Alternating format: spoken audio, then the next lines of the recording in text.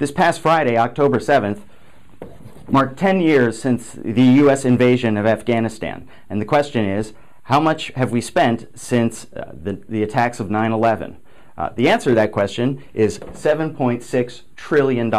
Well, how does that break down? For the Pentagon, that's roughly $5.6 trillion. That's what we would spend on the Pentagon regardless of the cost of war. This is what we refer to as the base budget. That $5.6 trillion is an 80% increase over 10 years ago. So what about the wars? $1.36 trillion.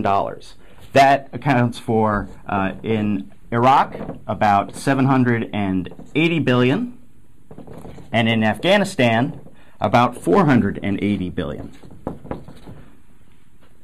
That number is a very interesting number because right now in Washington, something called the Super Committee is looking at ways to cut $1.2 trillion from the federal budget over the next 10 years. That's less than what we spent in the wars in Iraq and Afghanistan over the last decade. So if you're looking for solutions to your deficit, you may want to look right there. And finally, we have Homeland Security, which is just under $640 billion total.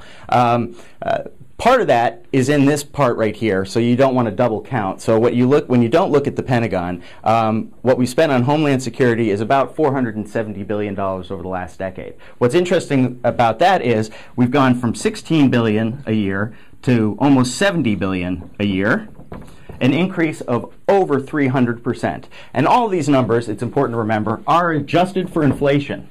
So how much is $1 trillion? Well, it's a big number. We know it's a big number, but just how big is it? Well, let me give you an example.